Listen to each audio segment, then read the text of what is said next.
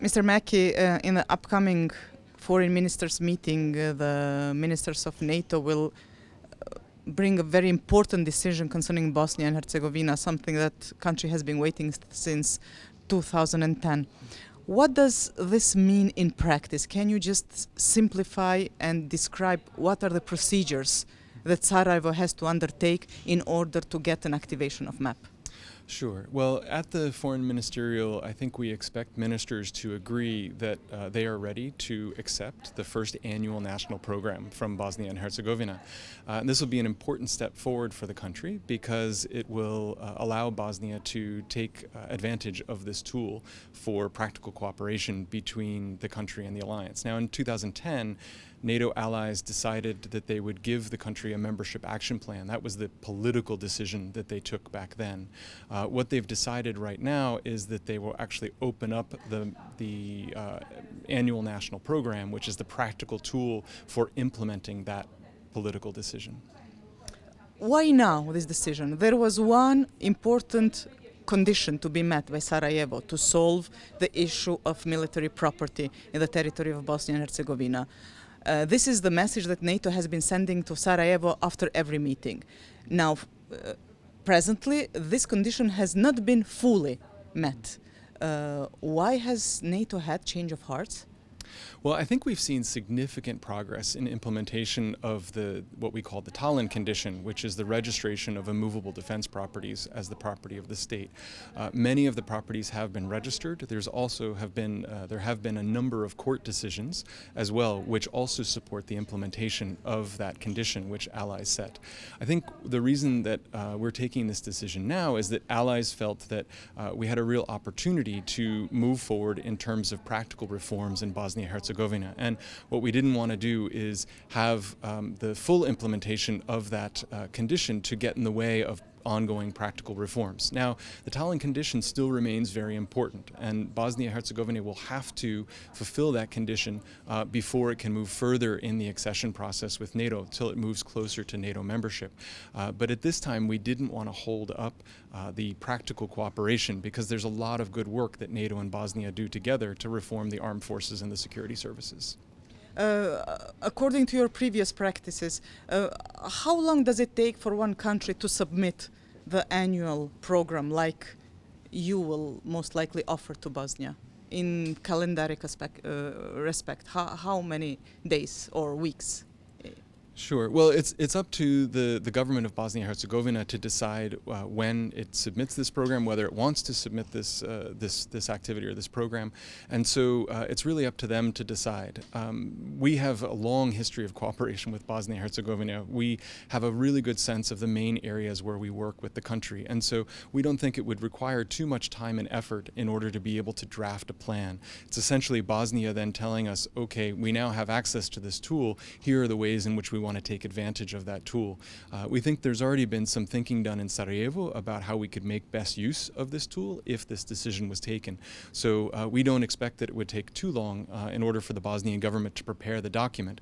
But again, as I said before, it's up to Bosnia-Herzegovina to decide when and if it submits an annual national program. In the meantime, we have a new presidency in Bosnia and Herzegovina. How encouraged or discouraged are you, having in mind the obvious attitudes of few politicians in the presidency towards NATO and potential membership?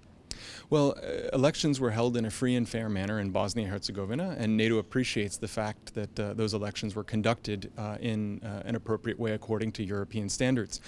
We have always worked with all political leaders in Bosnia-Herzegovina, and we will continue to do so, regardless of whether they are strong supporters of the country's membership in NATO or less strong supporters of the country's membership in NATO. At the end of the day, though, it's a process for Bosnia and Herzegovina itself to decide how it interacts with NATO and to define the level of ambition for the relationship with NATO. So, as I said, we're willing to work with all political leaders, as we have for many, many years now, to try and move the country forward in terms of its reforms, and if the country decides, also to move the country onward on its path towards NATO membership.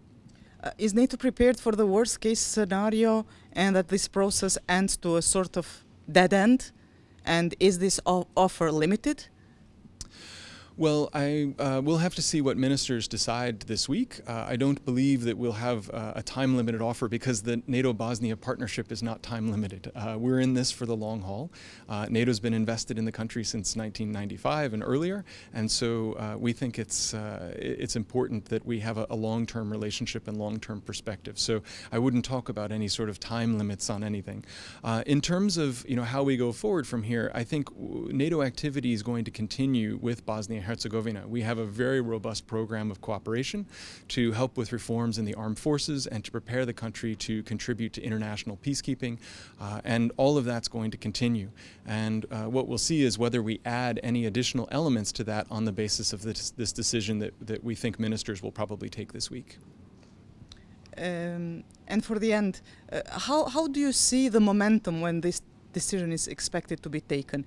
At the one side, we don't have the complete fulfillment of one condition, the crucial condition. At the other side, we have Milorad Dodik in the presidency of Bosnia and Herzegovina.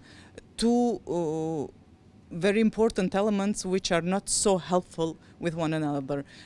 Why didn't, for example, ministers have this kind of a decision in previous meetings while Bosnia was still at the same level of fulfillment but having different kind of presidency? Well, as I said, we have always worked with all political leaders of Bosnia and Herzegovina, and that's going to continue to be the case. The fact is that Bosnia itself has to decide what is its level of ambition with regard to its relationship with NATO. And that was an issue that was going to have to be addressed, will have to be addressed by the Bosnians themselves. At the end of the day, I think part of the reason that we're doing this now is because we felt like we had reached a level where we need to further deepen the reform process in Bosnia-Herzegovina. And so the opening of this tool, if Bosnia takes up this offer, would allow us to deepen our cooperation and work more closely with the Bosnian armed forces. In terms of the Tallinn condition, just to reinforce, that doesn't go away. That remains a condition that the country has to fulfill if it wants to move further towards its membership in NATO. But what we felt at this time is that we also really wanted to focus on reforms and make sure that we had the right tools available to help the country move forward on reforms. Thank you very much. Thank you very much.